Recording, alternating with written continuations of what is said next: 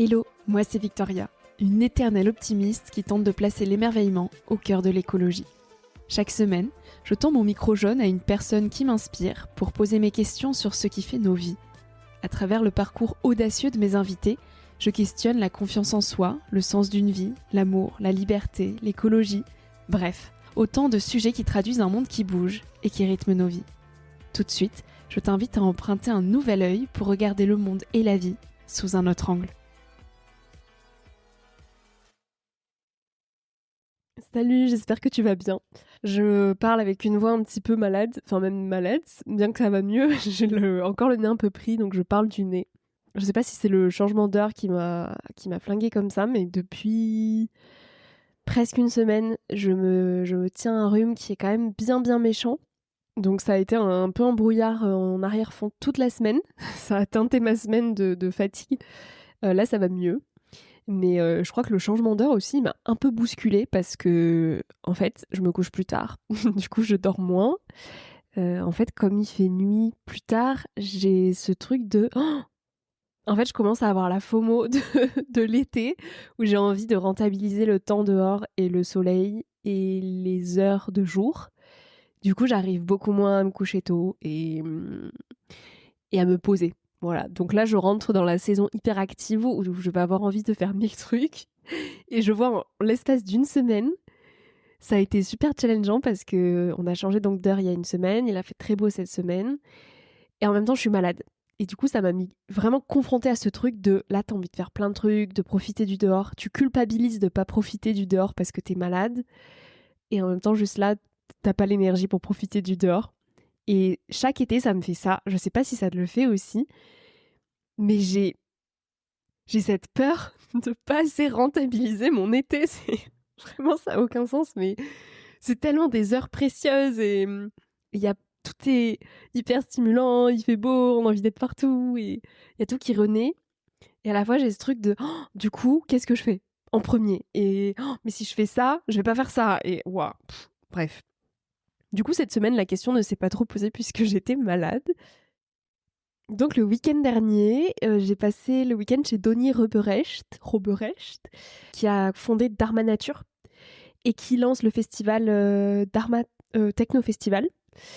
Et d'ailleurs, c'est l'annonce actuelle sur le podcast si jamais tu veux en savoir un peu plus. Et en fait, il m'a invité chez lui pour passer 3 jours. Je l'ai interviewé sur le podcast et j'ai passé 2 jours et demi fabuleux là-bas.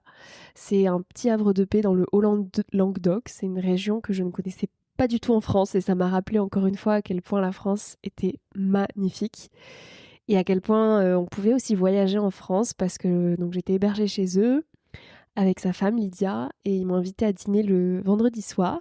Et en fait, Denis a passé, pour la petite histoire, 10 années en Inde, donc il connaît très bien le pays. Et ils m'ont cuisiné un dal indien le vendredi soir au bord du feu et on a discuté de plein de sujets passionnants la soirée du vendredi et je me suis vraiment sentie voyager, d'avoir ces discussions aussi profondes, d'être invitée chez l'habitant et d'être là chez eux. Je me suis dit, en fait, on peut voyager aussi en France et ça m'a fait beaucoup de bien. Et ça m'a aussi confortée dans cette idée que j'avais vraiment envie de plus en plus de tendre mon micro à des personnes qui sont moins visibles. Parce que cette interview avec Denis était fabuleuse, elle arrive bientôt sur le podcast. Et vraiment, on a eu des discussions trop passionnantes et Denis a tellement de richesse intérieure et de choses à nous transmettre. Et je trouve ça dommage qu'autant de personnes comme lui sont invisibilisées parce que pas forcément à l'aise avec les réseaux sociaux, pas forcément à l'aise avec l'idée de se montrer, de passer à la télé, d'être médiatisé. Et donc on entend moins leurs messages. C'est un peu l'écueil aujourd'hui où du coup on va aller chercher les personnes visibles pour avoir plus d'audience, plus de likes, plus de machin. Mais au final le fond n'est pas forcément là. Où on en vient à entendre toujours un peu les mêmes personnes. Et donc j'ai de plus en plus à cœur d'aller dénicher des personnes qu'on entend peu et qui ont tellement de richesse intérieure. D'ailleurs, si tu as des suggestions à me faire, je suis preneuse. Donc voilà, très beau week-end dans le Haut-Languedoc. Et après, j'ai passé mon début de semaine chez mon papa. Donc j'ai passé du temps en famille pour accueillir le printemps. J'ai énormément travaillé cette semaine. J'ai peu sorti la tête dehors au final, mais ça tombait bien comme je suis malade. Et je suis revenue à Biarritz jeudi. Et j'avais envie de te partager ce qui s'est passé en gare de Bordeaux-Saint-Jean, parce que j'avais, je crois, à peu près 1 heure de correspondance. Et en fait, j'ai pris un temps pour lire. chose que je ne m'autorisais pas à faire il y a quelques années. Et il me semble que dans l'épisode mood de la semaine dernière, je disais justement que je ne prenais pas assez le temps de lire alors que ça me manque beaucoup.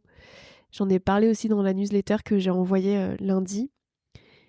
Et je sais que ça me fait du bien de lire, que ça me nourrit, que c'est un moment ressource pour moi et pour autant j'en fais pas une priorité. Et du coup là j'essaie d'identifier plein de moments dans mon quotidien où je pourrais lire mais où je ne le fais pas. Et là typiquement j'avais cette heure de correspondance et avant c'est il y a déjà, la semaine dernière typiquement, j'aurais pris mon ordi pour m'avancer dans mon travail. Et là je me suis dit tu as 1 heure Victoria, en fait tu peux juste ouvrir un livre et laisse ton ordinateur fermé. Et j'ai lu pendant 1 heure en attendant mon train et ça m'a fait trop du bien. Et je me suis dit, voilà, en fait, c'est ça qu'il s'agit de cultiver. Et plus tu vas t'autoriser des moments de battement comme ça, ou à la place de prendre ton téléphone ou d'ouvrir ton ordinateur pour avancer ton travail, en fait, tu t'offres un moment de lecture.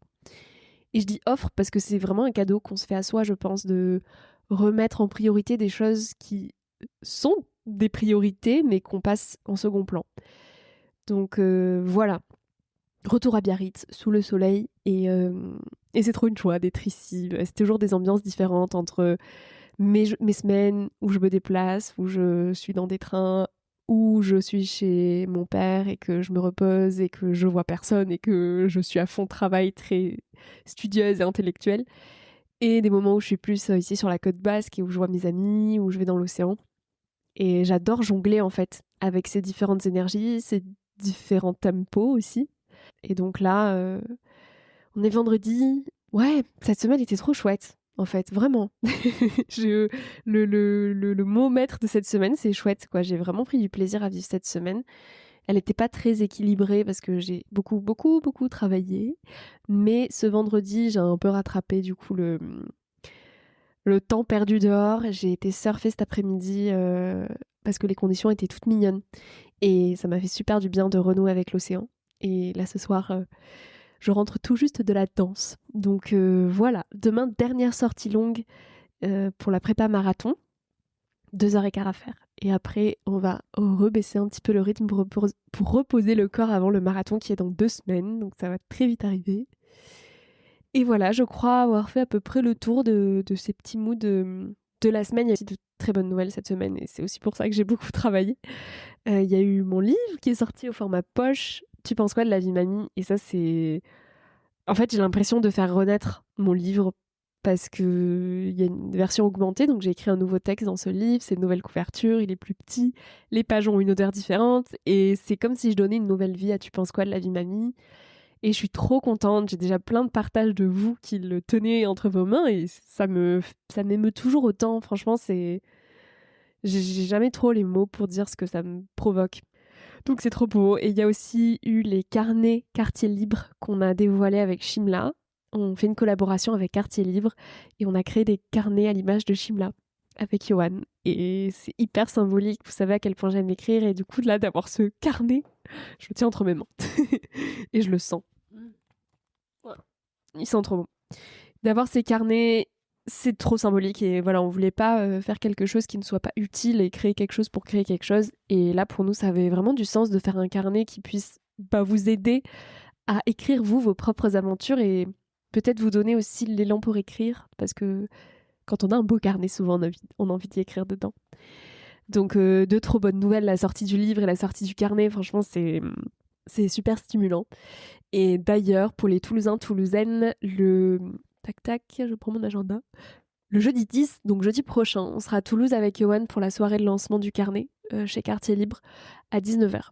Donc il y a les liens d'inscription dans ma bio Insta si jamais tu es dans les parages à côté de Toulouse.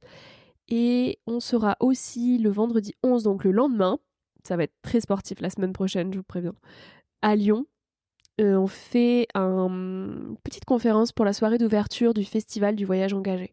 Donc on sera à Lyon le vendredi soir prochain, le 11. Il y a aussi le lien dans ma bio. Et après, direction la Belgique, où j'interviendrai avec Julien Vidal à Liège le mardi 15 de 10h à midi. Pareil, il y a les liens dans ma bio. Voilà, donc à venir, Toulouse, Lyon et Liège en Belgique. Ça, c'est les 3 prochaines rencontres sur les prochains jours. Voilà. pour les petites infos pratico-pratiques. J'espère que ta semaine s'est bien passée. Si elle s'est pas bien passée, que tu as appris dans ces moments un peu moins bien aussi. Bref, que tu as cheminé et que tu as fait ce qui t'a fait du bien. Je te dis à la semaine prochaine, ou enfin pour ce petit mood, mais je te dis surtout à demain pour un nouvel épisode avec Laurence de Villers qui est philosophe. J'ai passé un excellent moment chez elle, c'était magnifique de la rencontrer, l'épisode est passionnant, j'ai pas vu le temps passer. Et je vais dire ce que je dis encore à chaque fois, mais vraiment épisode incroyable. Et, et j'ai adoré, à chaque fois j'ai envie de dire que c'est un de mes meilleurs épisodes, c'est un problème, donc vous allez plus me croire, donc je me tais.